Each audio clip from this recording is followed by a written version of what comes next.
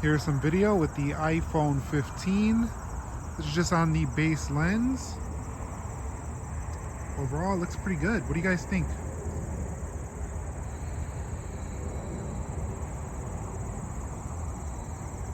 iPhone 15 honest review after 1 month. So in just 2 days, it'll be 1 month since the iPhone 15 went live on September 22nd.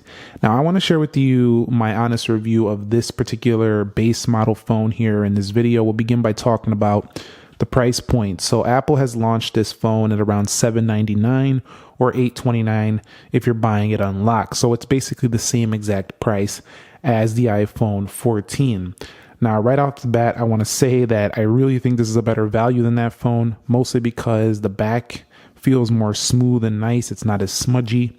Dynamic island on board, USB-C, slightly thinner bezels. The phone itself just feels like it was a better deal, a better value than the iPhone 14. So price, I think they're giving you quite a lot for the price. Sans the 60 hertz display, or sans 120 hertz. So we have a 60 hertz display on board, which it's kind of right now. I really hope Apple goes to a 90 or 120 next year. So when speaking about the design, we still have the silent switch right there, volume rockers on the left, USB-C on the bottom, precisely drilled microphone and speaker holes. You'll see Torx screws right there. On the right side, 5G antenna. And we'll see right there a power button, dual camera on the rear, 48 megapixel plus 12. Overall, a really smooth, thin, light, comfortable 6.1 inch iPhone. This thing feels great in the hand. It's definitely the everyman iPhone, the every person iPhone. I think no matter what your hand size is, you can probably get by with this. If you have smaller hands, this will feel pretty big, but it's not going to feel massive. It's lightweight. This is the standard right here, the gold standard, the base standard iPhone. And I think the design is, while not a massive leap forward, it's a nice jump, especially with Dynamic Island, bringing it to the modern era. And over the past 30 days, I just feel like it's a great phone to hold. It feels very comfortable, easy to pocket, easy to place, pretty much anywhere. It is a little bit slippery though. Like, it feels like it could slip out of the hand a little bit. Like, I would probably put a case if you're worried about cracking that matte textured glass back. And the colors, these lighter color, pastel colors, I don't know if people really dig these. Let me bring the exposure. Hold on. Let me bring it down a little bit so you can see what I'm talking about. So these lighter colors right here definitely kind of lend to more of a white look on these phones. So if you like a darker color, you might want to consider the matte black. I would say build quality wise though, IP68 of course on here. It feels slightly less durable than the 13, the 11. Those phones felt like tanks. This is feeling a little bit lighter, slightly more fragile to me. It doesn't necessarily mean it is more fragile. It just kind of feels that way. My wife actually picked this up compared to the 13. She said it feels cheaper. So some people are going to find this to feel cheaper. I personally think it feels better. I think it feels more polished, refined. But you don't have the shinier back anymore. So some people might think that feels a little cheaper. All in all, I think it feels way better, and I like that it's pretty much clean in every respect. This is a phone that can go through the day-to-day and never really look that dirty. I mean, you got to be really dirty with whatever you're doing with your hands or whatever to really get this thing nasty. Like, you got to be eating some French fries with some ketchup, getting the grease all over there, getting the oil all over the phone. I mean, doing mechanic work, getting your hands dirty and then touching it. I mean, it's not super easy to get this phone dirty, with just daily use. So a very clean build quality overall, just slightly more fragile feeling, I feel like. That's probably due to the lighter weight and due to this back feel. I don't know. It felt a little bit less like a tank than the other phones. It's probably due to the lightweight. It's probably just my perception, but let me know your thoughts down below. I did install a screen protector on this phone. I have been rocking it a case because I'm not going to buy an $800 phone and take it outside and buy the cement and just pretend like I don't, like I got Apple Care, because I didn't buy Apple Care for this. So no, I'm going to rock it with a case. Albeit I do use a very thin, clear case. I don't really like anything else. I just want to see the color of the phone and what I picked up. All right, so moving it on to display quality. So we have an OLED display here. Now again, bezels are quite thin. They're not as thin as 15 Pro or Pro Max. So if you want that really close to the all screen look, you want the Pro or Pro Max. However, Dynamic Island really brings this phone to like a pro level in terms of iPhones. It brings it to looking like the iPhone 14 Pro and Pro Max, but it has really good accuracy. Nowhere near as vibrant as something like the Galaxy series. So if you're looking for a vibrant display, you're going to get a more natural look here for the iPhone 15, which to me is great. I mean, day to day, I don't need something searingly vibrant in my eyes day to day. But if you're into consuming media, you're going to want that vibrancy from a Samsung phone. So I prefer Samsung phones for watching movies and videos. But for day to day stuff and regular usage, I like the natural look that the iPhone 15 implores. And so while it's still 60 hertz, you have to pay attention. After a couple of days, I don't really think you think about this too much. And of course, you have your dark modes, your true tone, your night shifts on here. You don't really think about it much after a couple of days. And if you're not comparing it to other phones or looking at videos where they show that difference. However, this is not an excuse I'm making for Apple. I'm just saying this is my experience. I do think Apple still needs to be called out for this. And, you know, there's phones that are cheaper than this giving you a smoother refresh. Come on, Apple, please just put a 90 hertz or a 120 hertz. I think the customers paying 829 plus or even over 1,000 with taxes for the 15 plus deserve a 90 or a 120 hertz display. Honestly, they do. Even if you go 10 hertz to 120 hertz and keep the 1 hertz to the 120 hertz for the Pro Max, or even doing a 90 hertz to keep that separated, that's fine. But let's get a smoother display on here. Okay, so the experience with Dynamic Island. So you plug it in to charge, you'll see it charging. Also, if you'd order things like Uber Eats, you have a Uber coming, a Lyft ride. Also, Face ID shows up there. You hit I think the flashlight works on here. Yeah, not yet. I don't see it up there right now. The ringer works up there. So there's a lot of little things that the software does. When somebody calls you, it expands. So the Dynamic Island experience is, while it's a big blotch on the display, I really like an uninterrupted display experience. While it's here and while we don't have the technology to get the high quality all-screen display without some, you know, weak under-display camera, this is a nice solution, I think, and I think it gives you something that lets people know this is the iPhone 15. And secondly, it gives you the experience of, you know, using applications with software. So a lot of people are enjoying how Dynamic Island works, and it's nice that you don't have to go to the Pro to experience this now. So the software experience with the iPhone 15 doesn't really change at all from the iPhone 15 Plus that I covered earlier. It's basically the same. However, being the smaller iPhone, you cannot, you know, kind of turn it into landscape. You go here, it's not going to do anything right there.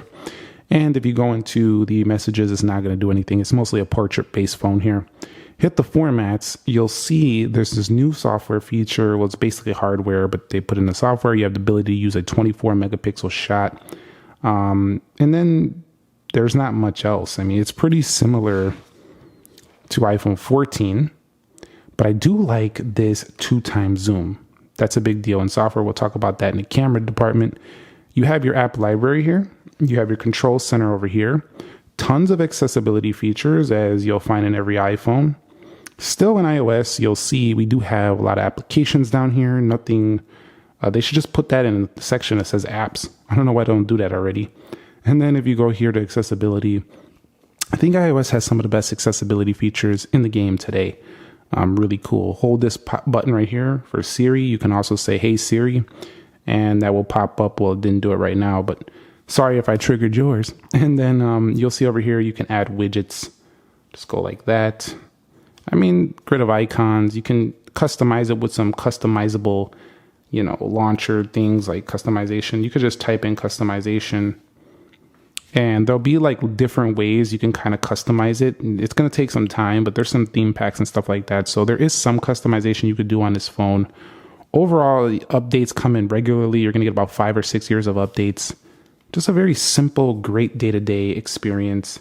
Very secure. Privacy is on point. One thing I like about iPhones is that they really feel like you're not seeing too many ads throughout the system, or it just feels a little more private to use. I really like that. So software, very good on this phone. That's one of the main draws. If it didn't have iOS, this phone would not sell super well, I feel like. So how does all that software translate to performance? Well, we are using this is the A16 Bionic chipset. So this is last year's chip from iPhone 14 Pro. And all the way throughout the year, I covered that phone extensively multiple times, angered some people and entertained some people. Did tons of speed tests. It was like the benchmark phone, which I compared everything to. And now this phone has that chip. Never really had an issue with that. The A17 Pro chip is just a better chip, but did I need it? Nope. I just got it because it's on my 15 Pro Max. What that means is that you have zero issue with performance here. 15 is one of the fastest chips out there. It's even faster than some competing Android devices that cost more than this, like the Pixel 8 Pro, which has a G3 chip. This chip in here is faster than that, even though it doesn't have, the same price tag, or it doesn't have the, amount of RAM that phone has. So even with 6 gigs of RAM, this phone is plenty quick day to day. And that's one of the things that can make this still fast, even though they don't put 120 hertz. Let's talk about those cameras. 48 megapixel main and then a 12 megapixel ultra wide. If we go ahead and punch in 2x zoom, I almost dropped that phone. That's that slippery stuff I was talking about. It has a really nice focal length of 2x. That's really pretty good. I think that's like 52 millimeters. That's pretty good focal length. I really like that. It's kind of like the one we used to have on the iPhone 7 Plus, 8 Plus those days. iPhone 10. Those are great. This goes 10 times zoom now as well. So very similar to like an iPhone 10. But much better quality because of all the, AI and stuff that's built in these days. And so I finally feel like after using this phone, you also got that portrait mode where you can just take a photo and then after the fact, you can hit the portrait thing without having to go to the portrait and remember, I wanted to take a portrait. Video quality, of course, very good. 4K 60. We're still not at 8K or nothing like that. I don't think we need 8K at this point, but you got cinematic video. This feels like nearly a pro phone without being called a pro phone. I took plenty of photos, and honestly, I think now more than ever, the regular models are making more of a case for themselves in the sense that get in the focus, baby. They're making more of a sense. They're making more of a case to buy these. It's making more sense to buy these over like the 14 or 15 Pro and Pro Max if you really want the lightweight. And if you're not a serious camera user, because even if you are kind of a serious camera user, you still have plenty of good software here. And a really good camera that, would rival some older Pro phones. So check out my samples. Let me know your thoughts. I got to say, I'm really impressed with the dual camera setup on the base 15 and 15 Plus.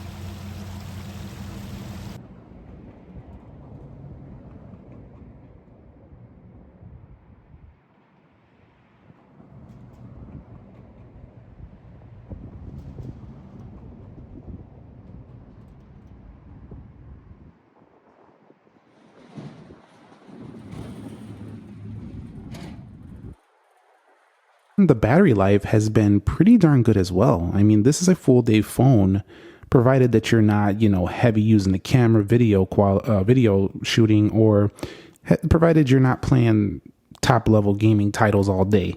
This phone is an all day phone. It's still one that I would charge every night. This is no max phone that I can go into the next day and probably get through most of the morning.